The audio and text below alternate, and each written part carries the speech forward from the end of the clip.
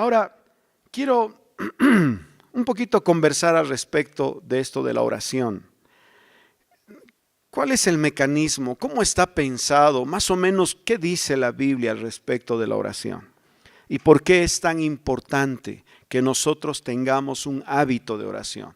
Un hábito separado para Dios. Aquí en 1 Tesalonicenses, capítulo 5, el versículo 16 y 17 dice: estén siempre gozosos. Gozosos es alegres. Oren sin cesar. Si querían saber cuál es la voluntad de Dios con respecto a la oración para tu vida, ahí está. En 3 palabras. 1 Tesalonicenses 5:17. Oren sin cesar. ¿Qué es sin cesar? Es orar sin parar. Es orar todo el tiempo.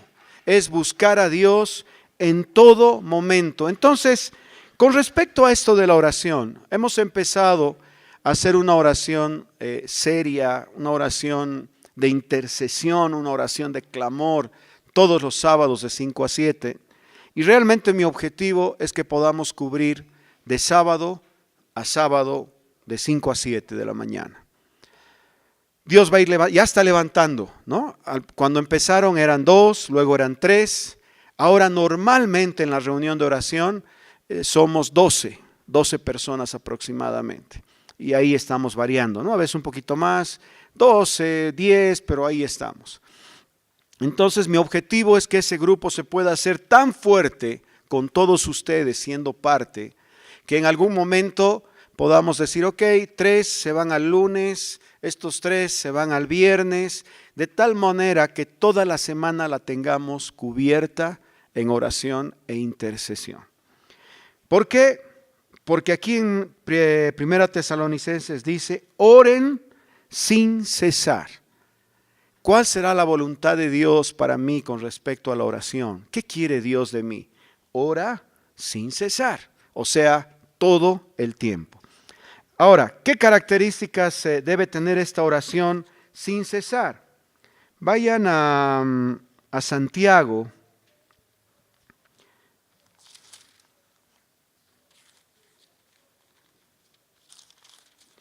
El capítulo 1, del 5 al 8. Dice, pero si alguno de vosotros se ve falto de sabiduría, que la pida a Dios, el cual da a todos abundantemente y sin reproche, y le será dada. Si tienes falta de sabiduría, dice, pide a Dios. Pero que pida, el versículo 6, dice, con fe, sin dudar, porque el que duda es semejante a las olas del mar, impulsada por el viento y echada de una parte a otra. No piense pues ese hombre que recibirá cosa alguna del Señor. Entonces, la oración tiene que tener un elemento, tiene que tener fe. Porque dice, el que duda cuando pide algo, es como las ondas del mar, que van de un lugar al otro. Y luego aclara y dice, la persona que es de este tipo, quien sea así, que duda en su corazón y un día está aquí y otro día está allá, dice, no piense recibir cosa alguna del Señor. Entonces, ¿sí debemos orar? Sí. Dios lo establece en Tesalonicenses. Segundo, esta oración debe tener un carácter de fe. Debe haber fe en nuestro corazón cada vez que vamos a Dios y le pedimos algo o hablamos algo al Señor al respecto de nosotros o de otra persona. Tiene que haber fe, tiene que haber certeza. Ahora, ok, oramos, pero tiene que haber fe. Señor, no tengo suficiente fe. Estoy orando por esta persona y realmente me vienen dudas al corazón porque no sé si tú podrás hacer un milagro o no. ¿Les pasa? Sí, puede pasar, por supuesto. Oh Señor, es tan difícil mi situación que realmente dudo que tú puedas cambiar las circunstancias o que las circunstancias puedan cambiar. Entonces, tengo una pildorita para eso. Vayan a Romanos. Romanos capítulo 10, el versículo 17. Dice, así que la fe viene del oír. Aquí está. ¿Cómo viene la fe a nuestras vidas? Si es que hay esa falta de fe. Así que la fe viene del oír y el oír por la palabra de Cristo. Entonces, primero Dios nos pide orar. Segundo, nos pide orar con fe, como dice en Santiago. Y tercero, si nos falta fe, ¿cómo podemos hacer para tener fe? Dice que la fe viene a nuestro corazón por el oír y el oír la palabra de Dios. O sea que si quieres tener fe para tener una oración efectiva, ¿qué tienes que hacer? Tener contacto con la palabra de Dios. ¿Qué te puede ayudar para tener contacto con la palabra de Dios? Tu TSD, tu tiempo a solas con Dios. Es un tiempo en que leemos la palabra. O una lectura seria de las Escrituras. Eso te puede ayudar a que puedas crecer en esa fe para que tus oraciones sean respondidas.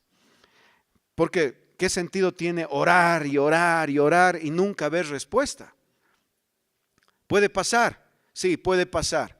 Pero vamos a ver por qué puede pasar que algunas oraciones no tienen respuesta. La palabra tiene también alguna instrucción con respecto a eso. Sin embargo, hasta aquí vemos que necesitamos fe, que necesitamos orar, que necesitamos fe, y para tener fe necesitamos de la palabra. Ahora, la palabra viene a nuestras vidas. ¿Y de dónde nace la fe en nuestras vidas? ¿Nace del Espíritu? ¿Nace del corazón? ¿Nace de la mente? Para eso vamos a ver en Romanos capítulo 10, el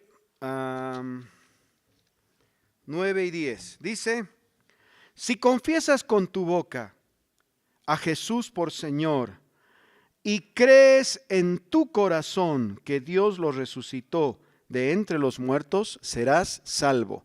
¿Dónde crees? En tu corazón. O sea que la palabra de Dios viene a tu corazón y es en tu corazón donde se produce o donde tiene que nacer esa fe como consecuencia de la palabra. ¿Sí? ¿Está claro? Sí, no, más o menos. Sí, está claro, ¿no es cierto? Ok, entonces, ¿dónde se produce la fe una vez que viene la palabra? En nuestro corazón. Ok, entonces ahora ya sabemos el camino. Dios da una instrucción a nuestras vidas, oren sin cesar. Segundo, oren con fe. Y sepan que esa fe viene a sus corazones por oír mi palabra. ¿No? Por oír mi palabra. Y esa palabra va a llegar a sus corazones y ahí va a producir fe para que ustedes puedan, para que puedan ver sus oraciones respondidas cada vez que oran. Ahora, con razón, en Proverbios, vayan a Proverbios,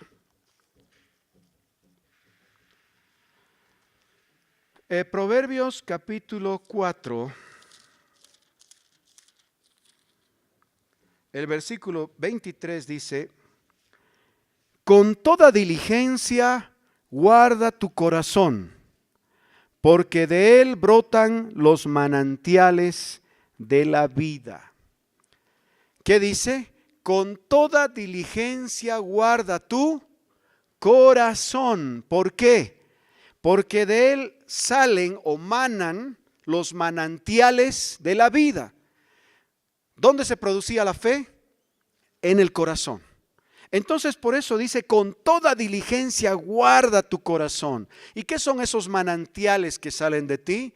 Es todo aquello que hablas en oración y que produce vida. Miren cómo se ha cerrado el circuito, ¿no? Entonces, por eso el Señor dice, guarda tu corazón. Si estás orando y tienes un corazón corrupto o un corazón con egoísmo o un corazón con mentiras, ¿será que tus oraciones van a llegar al Señor? No, porque este es el mecanismo a través del cual tú liberas la vida, porque aquí se produce fe y tu boca cuando habla, cuando ora, libera vida. Ok, entonces ese es el mecanismo que usa, digamos, la oración desde el mandato de Dios cuando llega a nuestro corazón y cuando sale de nuestra boca como oración como tal. Ahora que ya sabemos cómo funciona, ¿qué beneficios o qué cosas trae la oración a nuestra vida? Vamos a Juan, capítulo 16.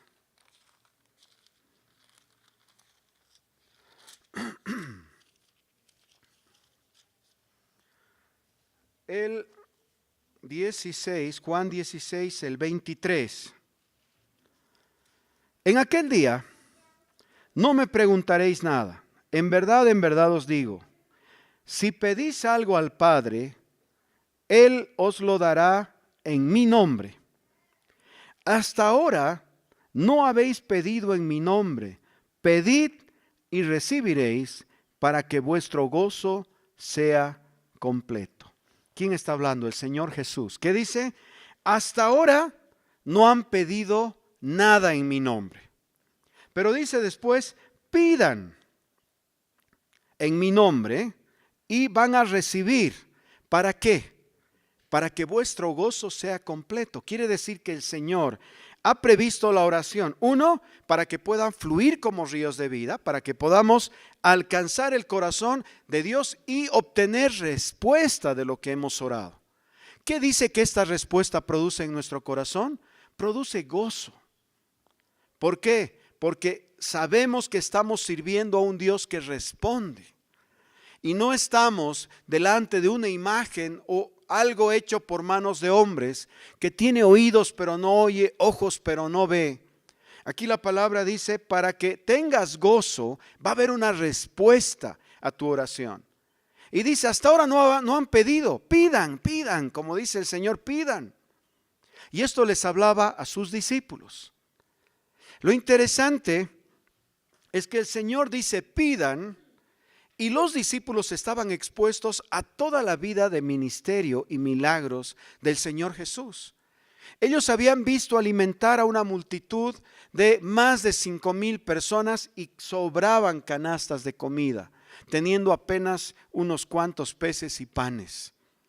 Ellos habían visto a unos leprosos, eran como 10 leprosos, que con una instrucción dice que en el camino iban siendo sanos y uno de ellos volvió a dar gracias. Ellos habían visto unos botellones así llenos de agua, eran muchos litros, volviéndose en vino. Ellos habían visto cuando el Señor necesitaba pagar impuestos, a la instrucción del Señor, pescar un pez y dentro del pez la cantidad justa para pagar los impuestos de él y del discípulo que le preguntaba.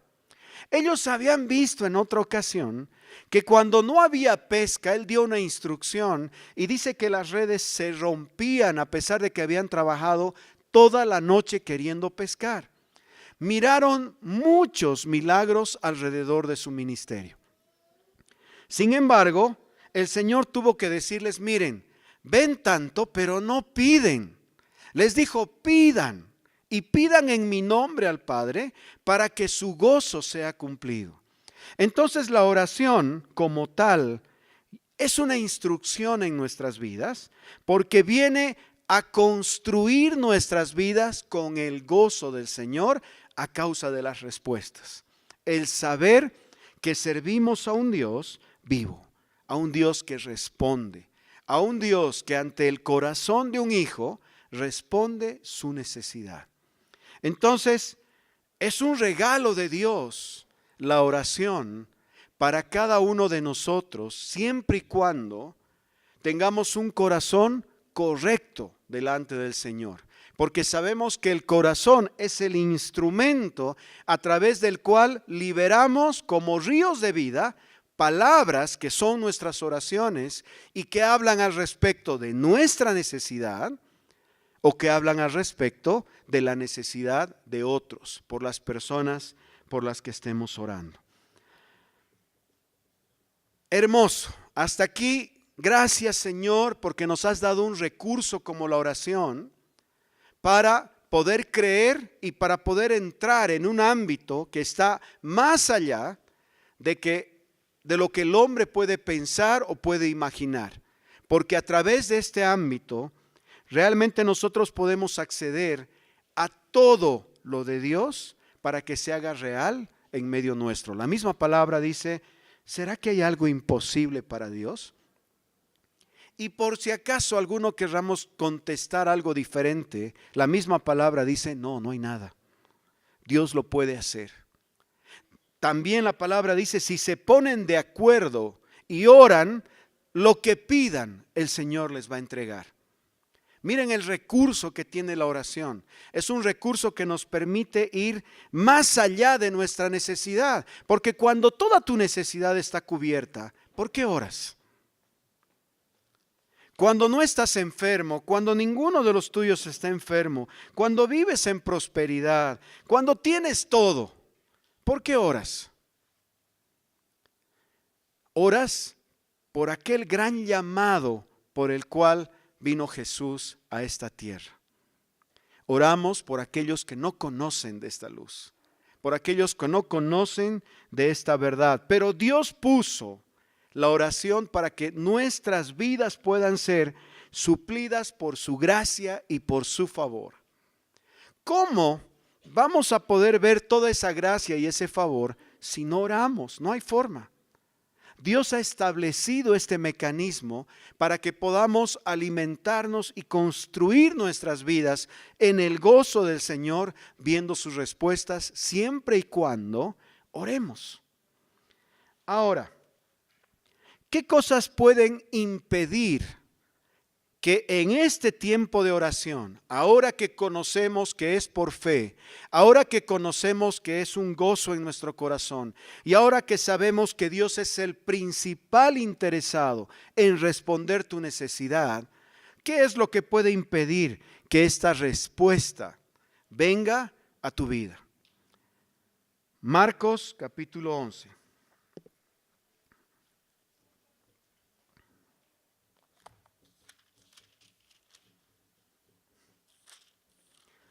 Marcos 11, el 24. Por eso digo que todas las cosas por las que oréis y pidáis, creed que ya las habéis recibido y os serán concedidas.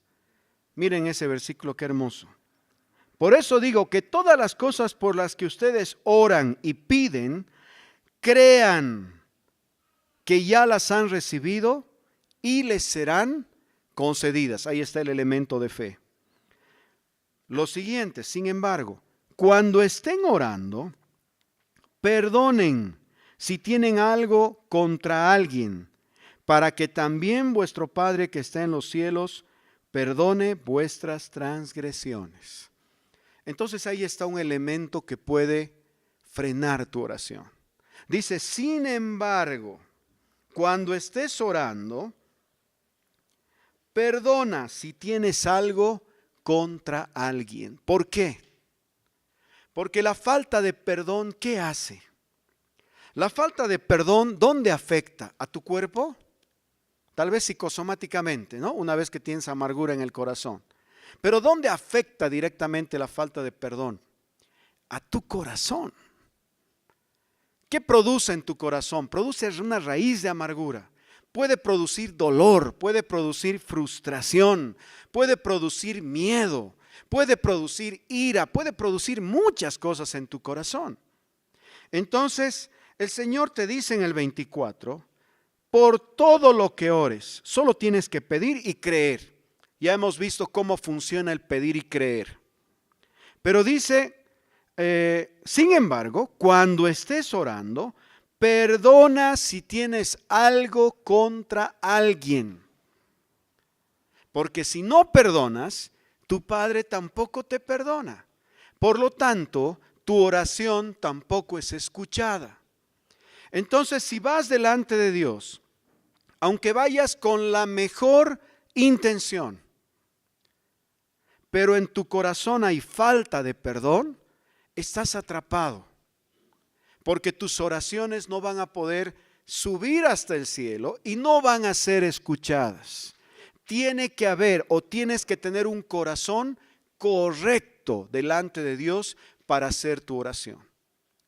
Muchos decimos, a mí Dios no me responde. Tal vez lo que deberíamos decir es, ¿qué tengo en mi corazón? ¿Tengo falta de perdón? ¿Todavía no puedo perdonar a esa persona que me ha hecho daño? Y sigo orando y Dios no me responde, pero ya has perdonado. La Biblia dice que el corazón es ese lugar en nuestra vida donde se produce fe y esa fe salta a través de nuestras bocas, eso hemos leído en la palabra, como un río que produce vida. Si tu corazón está dañado, entonces no se puede producir fe en tu corazón. Por tanto, no puede salir la vida de Dios en oración que traiga libertad en la situación en la que estás. Puedes tener una Biblia, puedes leerla todos los días, pero si hay falta de perdón, tu oración es obstruida y no va más allá de lo que pueden escuchar las cuatro paredes del cuarto donde estás.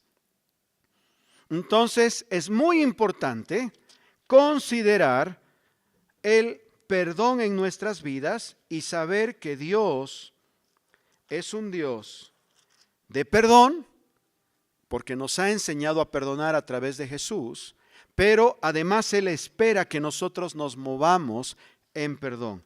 A ver, en esta misma dinámica, vayan a Mateo capítulo 5. Dice el 43, habéis oído que se dijo, ¿quién está diciendo? El Señor Jesús. Amarás a tu prójimo y odiarás a tu enemigo. Pero yo os digo, amen a vuestros enemigos y oren por los que los persiguen. Seguimos. Para que sean hijos de vuestro Padre que está en los cielos, porque Él hace salir su sol sobre malos y buenos y llover sobre justos e injustos. Porque si aman a los que los aman, ¿qué recompensa tienen?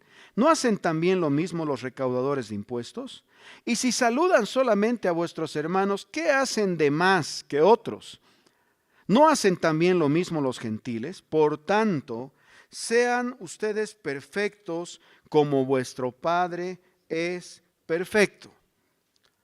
Perdonar, inclusive te da otra instrucción. Te dice, no solo tienes que perdonar, además tienes que orar por ellos. ¿No? Tienes que orar por ellos. Ojo, una oración como, Señor, te doy gracias por ese desgraciado. No es oración correcta, ¿no? Al tiro, no he necesitado decir más. Desgraciado, ¿qué quiere decir? Que ha perdido gracia. Por si acaso. Yo sé que ustedes se han ido más allá. Pero saben, la Biblia no solo te dice que debes perdonar, sino también te dice que debes orar por esa persona. Porque servimos a un Dios perfecto y dice, sean perfectos como yo soy perfecto. ¿Será que podemos ser perfectos? Es un camino hacia Él. Realmente el camino en el que andamos es un camino en el que andamos buscando esa perfección en Él. En Él, porque nosotros somos carne y hueso y sujetos a muchas debilidades, a muchas pasiones, como dice la Biblia. Pero, entonces, como una herramienta para saber de qué te tienes que librar y que estorba tu oración, es perdonar y orar por la persona que te está haciendo algún daño. ¿Cómo puedes orar por una persona que te hace un daño? Señor, tú eres el Dios justo. Te pido que hagas justicia en esta situación, pero independientemente de la situación, te pido por esta persona, para que él pueda acercarse a la luz y él pueda cambiar su corazón y él pueda cambiar su actitud y él pueda cambiar, no sé, cualquier cosa, en negocios, en relaciones personales, en lo que sea que ustedes estén viviendo. Entonces, una oración puede ser obstaculizada por falta de perdón y por falta de oración por el transgresor. Miren, realmente este llamado de Dios a esta vida cristiana es un desafío. Yo digo, es para valientes. Lo más fácil es entrar en pelea con la otra persona, o sea, maldecirlo. Lo más fácil es hablar mal, o sea, lo más fácil es irnos en contra, es irnos a las manos, a la pelea, qué sé yo. Eso es lo más sencillo. Pero el Señor nos pone otra norma en la que debemos vivir. Es una norma que es más alta que la norma del mundo. Por eso necesitamos el favor de Dios para vivir así. ¿Será que podemos vivir solos así? No, somos hombres. Pero si estamos en Dios, Él nos capacita y Él nos fortalece para que podamos vivir esa vida de oración, esa vida delante de Él. Segundo obstáculo que puede bloquear tus oraciones están en Daniel. Daniel. El capítulo 10. Daniel tenía un problema, hace una oración al Señor y finalmente llega su respuesta a través de un arcángel. Y le habla a Daniel y le dice, entonces me dijo, no temas, Daniel, porque desde el primer día en que propusiste en tu corazón entender y humillarte delante de Dios, fueron oídas tus palabras y a causa de tus palabras he venido. ¿Qué le dice el ángel? Le dice, desde el primer día que has levantado una oración, yo la he escuchado. O sea, Dios escucha nuestras oraciones. Pero miren lo siguiente. Este es el versículo. ¿Dónde estoy? 12. El versículo 13. Y dice, he venido a causa de tus palabras. En el 13 dice, mas el príncipe del reino de Persia se me opuso por 21 días. Pero he aquí, Miguel, uno de los primeros príncipes, vino en mi ayuda, ya que yo había sido dejado allí con los reyes de Persia. ¿Qué es lo que había pasado? Él hizo una oración, estaba en una situación de aflicción. Dice que el primer día el Señor escuchó. Cuando estaba viniendo su respuesta de parte de Dios, dice que se le interpuso el príncipe de esa región, un principado, una potestad. Este principado se le opuso y dice que resistió el paso de esa respuesta por 21 días. ¿Qué quiere decir eso? Que hay o están operando en el ámbito celestial fuerzas contrarias, por así decir, al Espíritu Santo de Dios y que se oponen y que quieren que tú dudes con respecto a lo que estás pidiendo. Será por eso que el primer versículo que hemos leído dice, oren sin cesar. ¿Qué quiere decir eso? Que si tu respuesta no llega, seguí orando. Porque seguro que Dios ha oído, pero posiblemente algo está interfiriendo en el ámbito espiritual que no está permitiendo que tu respuesta llegue a ti. ¿Eso significa que nunca va a llegar? No. Eso simplemente significa que por un tiempo tu respuesta está retenida. ¿Eso significa que dejamos de orar? No. Eso significa que persistimos en la oración porque sabemos que Dios ya ha respondido. y persistimos en la oración abriendo los cielos, declarando la respuesta en nuestras vidas, proclamando la libertad de Dios en nuestras vidas y dejando que el reino de Dios prevalezca en nuestras oraciones. Entonces, primer estorbo en tus oraciones, la falta de perdón en tu corazón.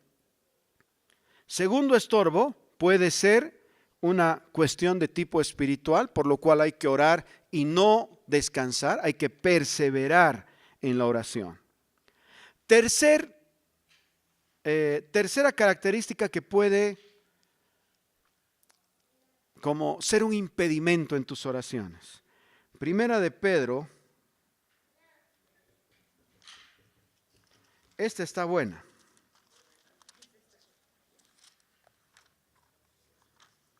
Primera de Pedro,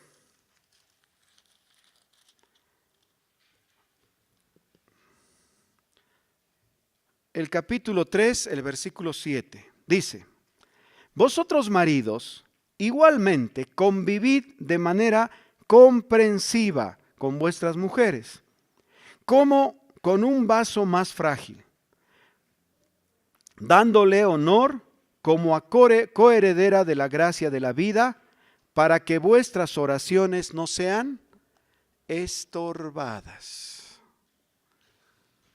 ¿Qué les parece eso? ¿Qué dice? Varones, si no quieren que sus oraciones sean estorbadas, traten bien a sus esposas. Eso está diciendo. Trátenlas con consideración, con respeto y con cariño. Dice que una cosa diferente a esta, lo que hace es bloquea tus oraciones. Dice eso, ¿no? Dándole honor como a coheredera de la gracia de la vida, para que vuestras oraciones no sean estorbadas. Entonces, si tienes una mala relación en tu familia y pretendes ir delante de Dios porque conoces ciertos principios de la palabra, pero estás de a malas con tu esposa, no esperes recibir ninguna respuesta del Señor. El Señor pone como un requisito que estés bien con tu esposa. ¿Por qué será eso? Porque Dios ama a la familia. Porque Dios ama la familia. Y normalmente el hombre puede ser más torpe en una relación precisamente por cómo la describe a la mujer como vaso más frágil. Quiere decir que tú eres frágil, pero ella es un vaso más frágil todavía. Tú eres de un vidrio grueso y ella de un vidrio más delgado, más frágil. Entonces, si no quieres que tus oraciones sean estorbadas, empieza a tratar con respeto, con cariño a la esposa que tienes a tu lado.